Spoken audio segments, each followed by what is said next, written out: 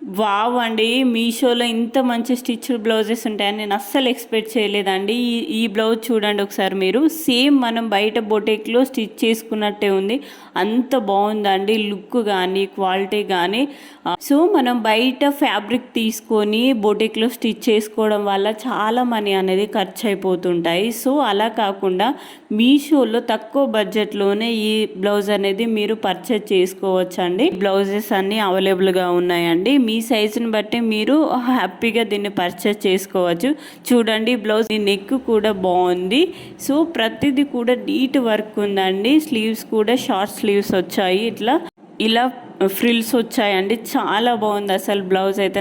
Back side చూడండి ఎంత బాగుందో అసలు. ఇలా డోరీస్ వచ్చాయి.